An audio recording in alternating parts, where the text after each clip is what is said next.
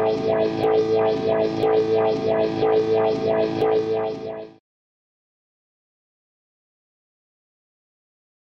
what's going on, guys? Brian from Zombie Guitar here.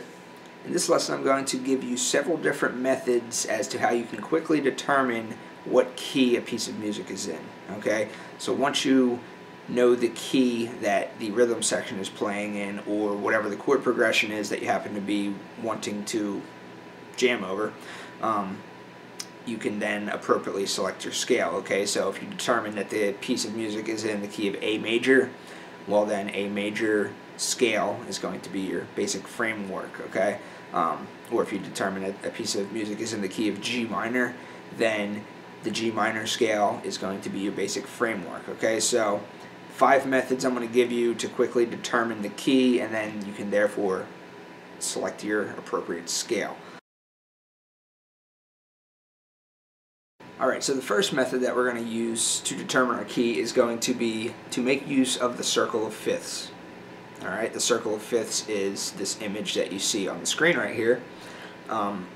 Basically what you're going to want to do is either memorize this circle or simply just save a picture of it to your phone, or any way you can have this available to you. Tons and tons of information available right in this circle. Okay, now the circle of fifths that you're going to want to use, sometimes you'll see versions of it that don't have the inner circle as you see here. Okay, sometimes you'll just see the outer circle where the top is C, and then moving clockwise you have G, and then D, and then A. Sometimes you'll just see the outer circle without the inner circle. I prefer the one with both the outer and the inner, because the inner circle represents the relative minors of each of the 12 keys that you see in the outer circle. So for instance, for example, the C right up top, its relative minor is A minor. That's why A minor is right in line with the C. Or if you look at the G, its relative minor is E minor. Okay? You look at the D, its relative minor is B minor. Okay, so the inner circle represents the relative minor keys for all of the 12 possible keys in the outer circle. So I prefer to use that version of the circle of fifths, okay, the one that has both the outer and the inner circle. Alright, so the way that we can determine the key using this is I'm going to be using 2 different chord progressions as my examples, and we're going to basically use this method to determine the key. Okay, so I'm going to use the first progression is I'm going to use the Hotel California chord progression. Hotel California has a bunch of chords in it. Let me just play it first and we'll go through the chords. So it starts out with a B minor, then it moves to an F sharp, then it moves to an A major, then it moves to an E major, then G major, then to a D major, then to an E minor, then to an F sharp 7. And then the progression starts back over again. Okay, so one very, very quick shortcut that you can use is to look at all the chords in the chord progression and then look at the first chord and the last chord. Okay, more often than not, the answer is going to be found in either your first chord or your last chord. Now, if the first chord and the last chord are the same thing, then that's a very, very good chance that that's your key right there. Okay. However, sometimes the first chord and the last chord of the song are different. Okay. In the case of Hotel California, for example, the song starts out on a B minor, goes through the whole entire song, and the song finishes by going. It ends right on that B minor chord. Okay, so right there, that's telling us because the song starts on B minor and ends on B minor, very good chance that the song is in the key of B minor. Okay, it actually is, but I just wanted to point out that first and last chord thing. Okay, now if for some reason the first chord and the last chord of the song differ from one another, we can go through and analyze the rest of the chords, and we can use the circle of fifths to help us determine our key. Okay, now the first thing you're going to want to do is you're going to want to look for the relative major and and its relative minor chord being located somewhere in the progression, okay? So remember how I said the outer circle are the 12 possible major keys. The inner circle is each of the relative minors for each of the major keys, okay? So what we're going to want to look for is we're going to want to look for C and A minor being in there, or G and E minor being in there, or D and B minor being in there, or A and F sharp minor being in there. Okay, we want to look for a combination of both, something in both, the outer circle and the inner circle, because that is going to lead us in the right direction. So in the case of Hotel California, there exists a D major chord, and there also exists a B minor chord, okay? So right there, that's one good snippet of information that we can use. The fact that there is the D and there is the B minor. Okay, that's a very good indication that the key of this piece of music is in either the key of D major or B minor. Okay? Of the two, we're going to go with B minor because that's what the song started out on. Okay? See how this is working?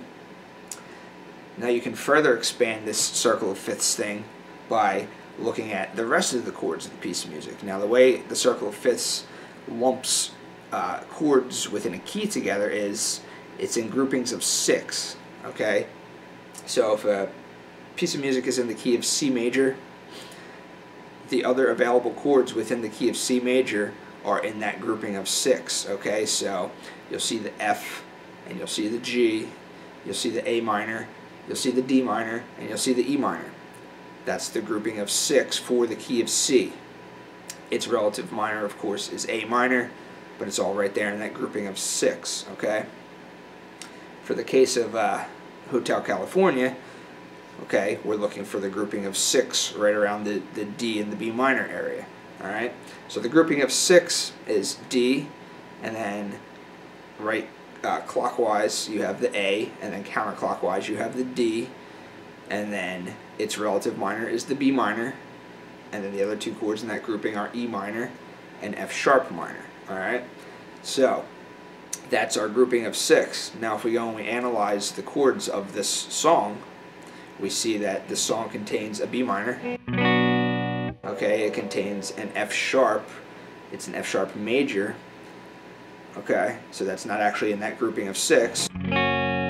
Okay, but then it has an A major, and then it goes to an E major. Okay, that's not necessarily in that grouping of 6. Okay, then it has a G major, which is in the grouping of 6, to a D major, to an E minor, which is in the grouping of 6, to an F sharp 7. Okay, so now a lot of those chords right there are found right in that grouping of 6. Alright, we found the D in there, we found the G, we found the A, we found the B minor, we found the E minor. There wasn't an F sharp minor, but there was an F sharp major and an F sharp 7. Okay, but 5 of the 6 were found in that progression, plus the fact that the D and the B minor were, both found in that song, the relative major minor combination, and the song starts out on the key of, or on the chord of B minor, and the song ends on the chord of B minor. So all of these indications right here are leading me to believe that this song is in the key of B minor. Okay, so you see how I was able to use the circle of fifths and the grouping and the relative major minor and the first/last chord idea all to help me determine this. You can do this with any piece of music, any chord progression, and the circle of fifths is going to give you your answer more often than not. All right, so let's try it with another example. Okay, so let's do Santeria by Sublime. Okay, so that song starts out with the E major chord, then it goes to a this would be a G sharp major. Okay, then it goes to a C sharp minor, and then it goes to a B major. Okay, so look at our first chord, look at our last chord. E major is the first chord of the progression, B major is the last chord of the progression. However, the song ends on the E major chord. Okay, so right there we have a good indication that this piece of music is probably in the key of E major. Okay, it's probably in E major. The song started out with that chord, and the song ends on E major. Okay, but say we're still not sure yet. The next thing we want to do is we want to take and we want to try and find that relative major, relative minor, see if those two chords are located within this progression. Okay, and we know the E major is here and the C sharp minor is both in this progression. Okay, E major, C sharp minor, both found in this progression.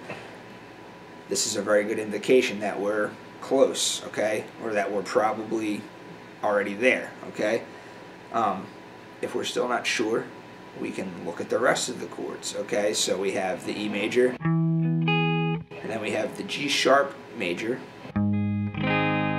Okay, that's not part of that grouping of 6. Okay, but the C sharp minor is there, and the B major is there. Okay, so that grouping of 6, you know, we have the E, we have the C sharp minor, and we have the B.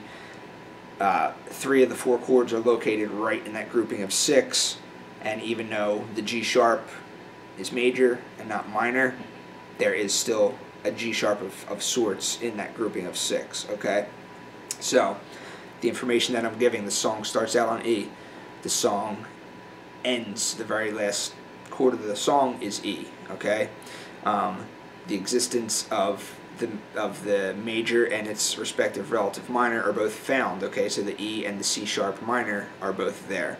Okay, and then looking at the grouping of 6, I see that 3 of the 4 chords that are in the progression are found within this, you know, within that grouping of 6, and even the 4th chord, even though it's a G sharp major, but the grouping of 6 says as a G sharp minor. All these things are indicating that the correct key is E major. Okay, hopefully this is making sense. Okay, the circle of fifths thing is very, very useful, and once you understand it, you're going to, you know, you're going to rely on it a lot, I think.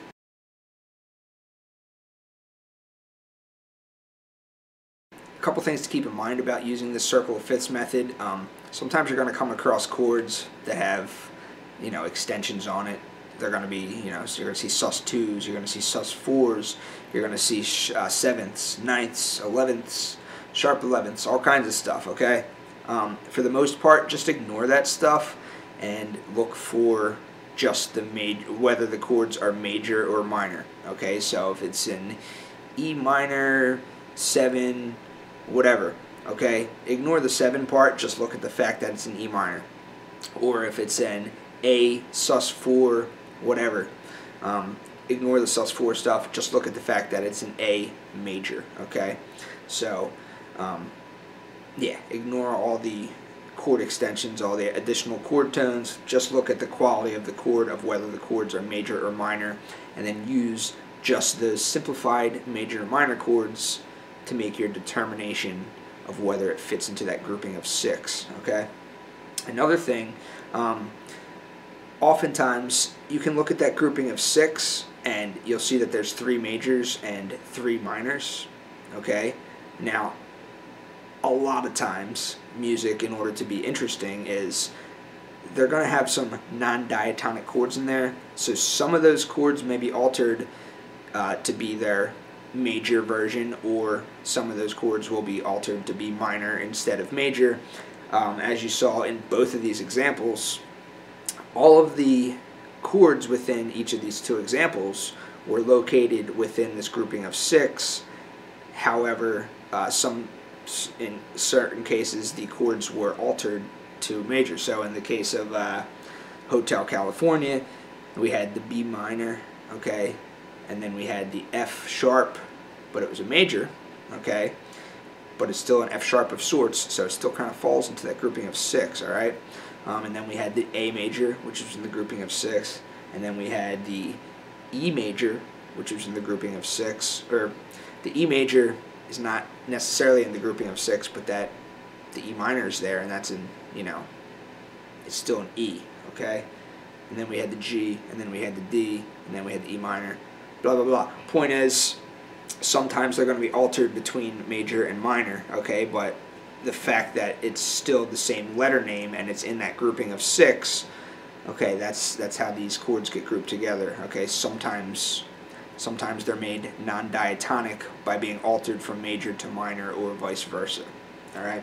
So just some things to keep in mind, but there's tons of information available right there in that circle of fifths. Yeah, that's a very, very good way to help you determine what key you're in, okay, based on the chords. All right, so that's the first method.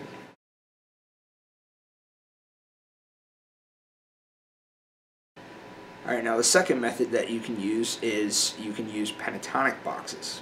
All right, now what I mean by a pentatonic box is this shape. You may or may not have seen it before. If you've been playing for any length of time, I'm sure you've seen this pentatonic shape before. It's pretty much the first scale that most guitar players use. This can be played anywhere, starting on any fret on the low E string, okay? So just starting on the 7th fret, for example.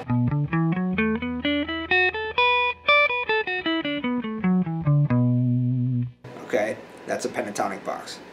There are only 12 possible pentatonic boxes, because starting on the low E string, which is the note E, you then have the 1st fret, the 2nd fret, 3rd, 4th, 5th, 6th, 7th, all the way to get to 12, which is again the E, okay? So this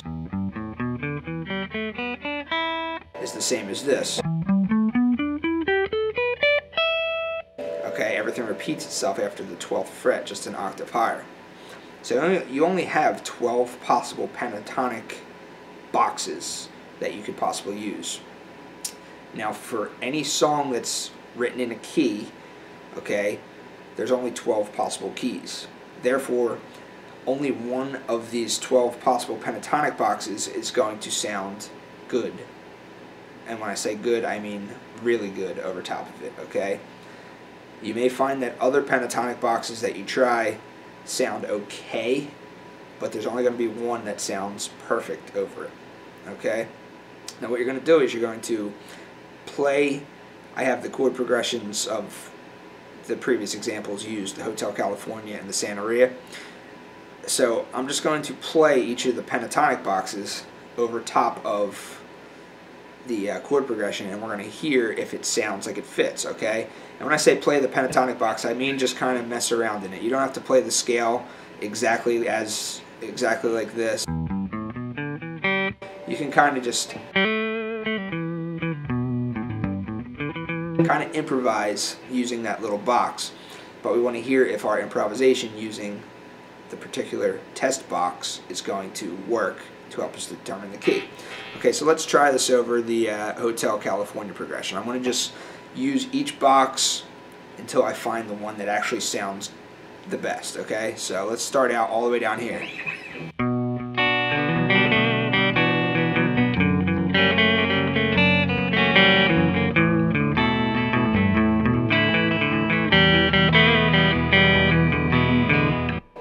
That one sounded like crap. It sounded like I was terribly out of tune. Obviously, that's not the right answer. So let's try the pentatonic box right here on the 1st fret, okay? Okay, right there, 1st fret. All right.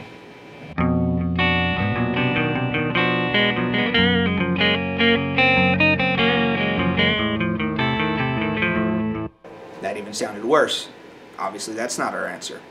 Okay. Now we'll try right here on the 2nd fret. This is this pentatonic box.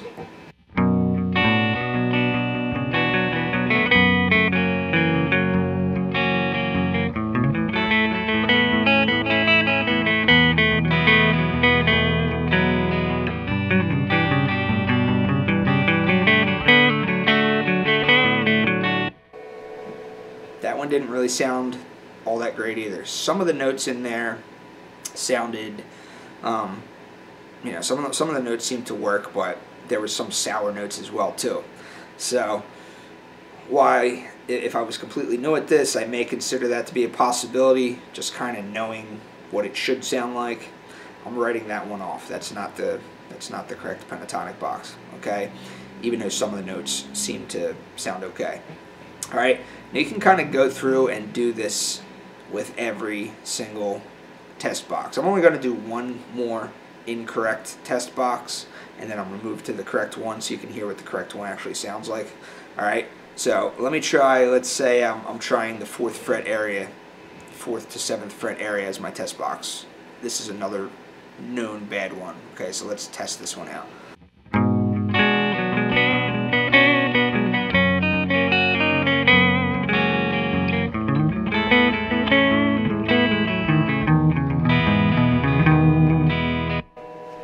Sounds like crap. Okay, so we know what bad test boxes sound like. Okay, so let's say we did our test on every single one, and then we finally got to the 7th fret area, the 7th to the 10th fret area. I'm giving you the answer right now. That's the correct answer, but let's hear how that sounds, okay?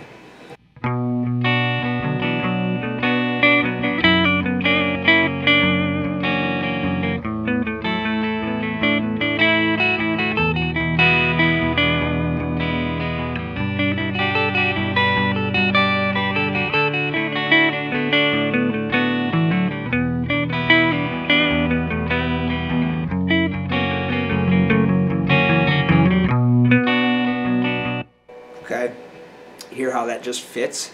Pretty much every note that I was playing, actually every note that I was playing was working, because that was the answer. That's the correct scale. B minor, pentatonic, 7th fret right there, that's our note B. Okay, this is our pentatonic box that fits over that particular piece of music. Okay, so if I didn't look at the circle of fifths or anything like that, and I just solely wanted to use my ear to help me determine what the key was in, and I would have done all my test boxes, and I would have finally got to this 7th to 10th fret area, I'd be like, okay, well that's my pentatonic box. I call that the home box. I have a lesson called the home box lesson. Okay, so that's my home box that would be applied to this chord progression. All right, so now what if it's major or if it's minor? Okay, this method applies no matter what. It doesn't matter if it's a major key or a minor key. There's only 12 possible keys, okay? There's only 12 possible pentatonic boxes. Only one of these pentatonic boxes is going to fit over top of the chord progression that you're attempting to figure out. This particular example happens to be written in a minor key. This happens to be the pentatonic box that worked, the 7th fret to 10th fret area, okay?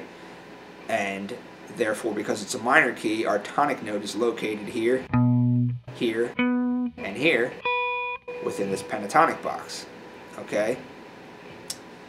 I'm going to give you a major example, and you're going to see how the same process can be applied for major keys as well. All right, so I have Santeria, the Santeria progression stored on my looper pedal here. So now say we wanted to do this test. I'm only going to do 2 wrong ones, and I'm going to do the third one's going to be the correct one, okay? So starting down this way, and I want to kind of work my way up until I find the correct key. So let me test 2nd fret for the sake of example, okay?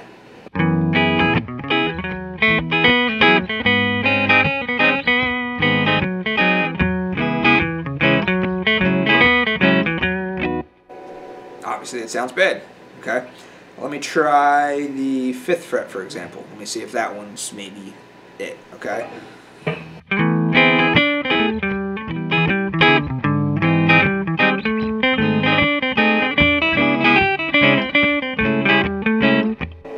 Obviously that one's not the correct answer either, okay? I could try every single one if I want to, alright, but to keep this video relatively short, at least under an hour, I'm not going to try everyone. So let me go to the correct one now, okay? The correct answer, the correct pentatonic box, would be located here between the 9th and 12th fret. Now let's see what that one sounds like.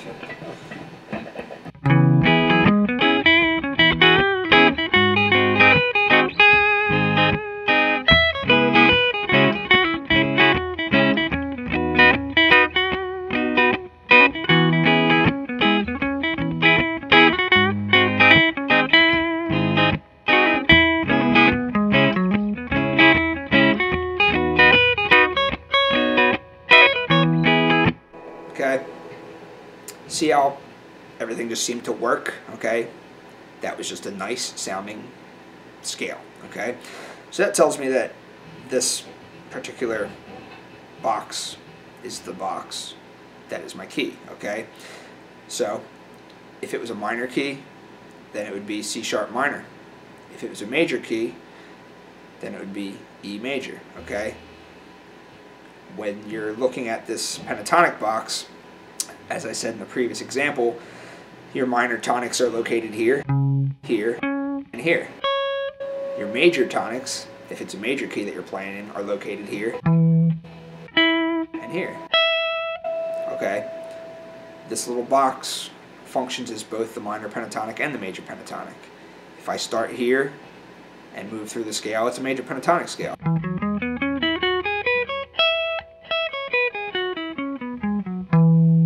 Okay? If I start here and end there, then it's a minor pentatonic scale.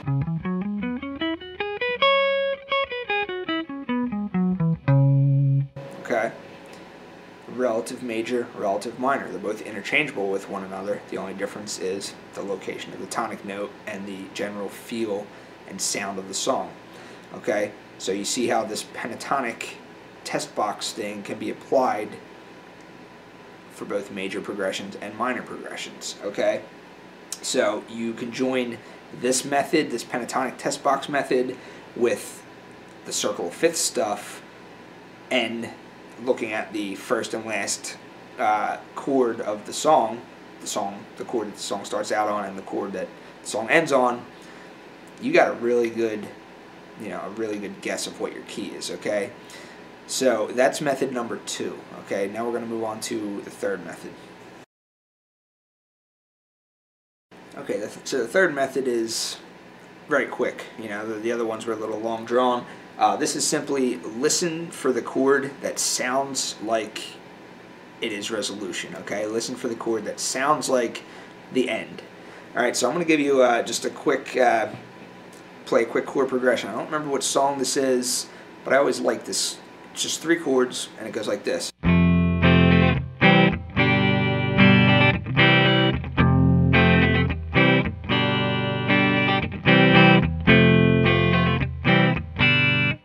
Okay, so it goes F to a quick C to a G to a quick C back to an F. Okay, so if you're just looking at just that chord progression, you may look at the first chord and you may look at the last chord and you may think to yourself, okay, maybe the song's in F or maybe the song's in G. Okay, but actually the correct answer is neither for this particular progression. However, you could use the idea of resolution. Now what I mean by resolution is you strum the chord and it sounds like the song's over. Okay, I don't know any other way to describe it. So given the fact that we only have 3 chords here, let's try it for all 3. Okay, so let's play that progression and then we'll end on each of the chords and see if it sounds like there's resolution. Okay?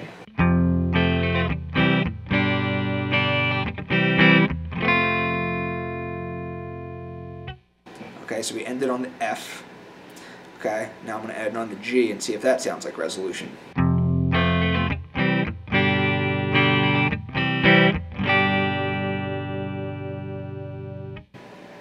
Okay, now I'm going to end on the C and see if that sounds like resolution.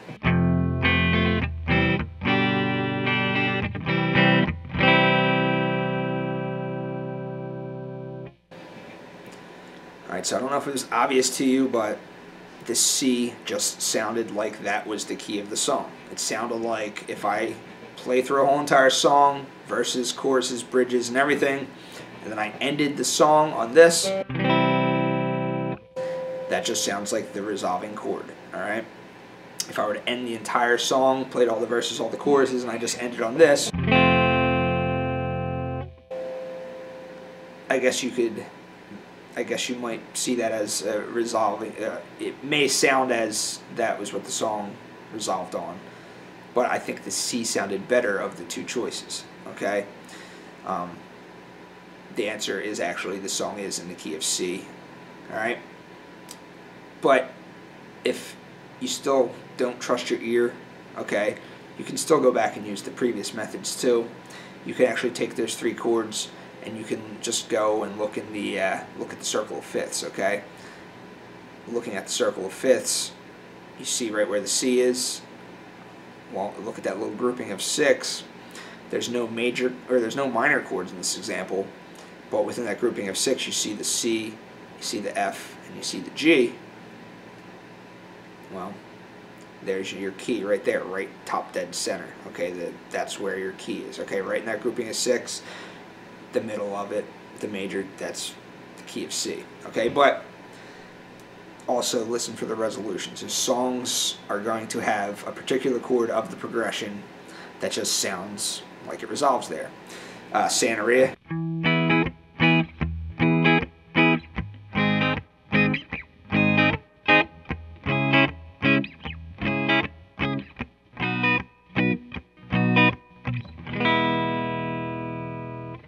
See how like E just works? E is just the good resolving note. Hotel California, same thing.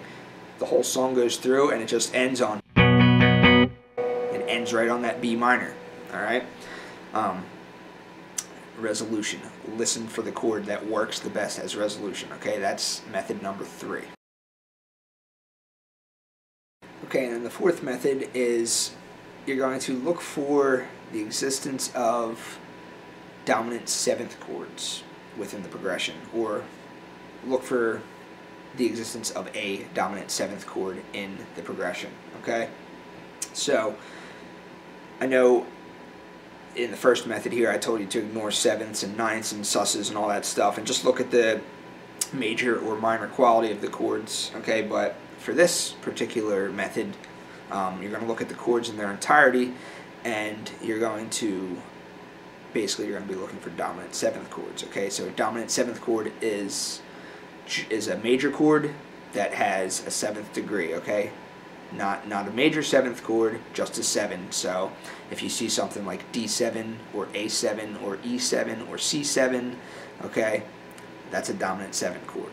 All right, not minor 7.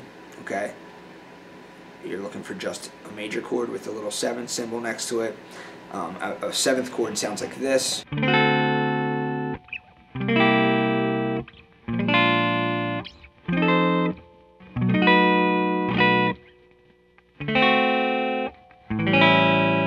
Okay, 7th chords, they sound like that. Okay, you're going to look for the existence of a 7th chord in your progression, and once you find the 7th chord in the progression, there's a very good chance that that is going to be the 5 chord of the key that you're in. Alright, so if you don't know what the 5 chord is, basically the way you determine that in reference to the actual key of the song is, number 1, you could look at your circle of fifths again, and the chord directly next to it in the counterclockwise direction is going to be the key. Okay, so if you happen to see a D7 chord in your progression, okay, you find the D on the circle of fifths, right next to it in the counterclockwise direction is going to be the G chord.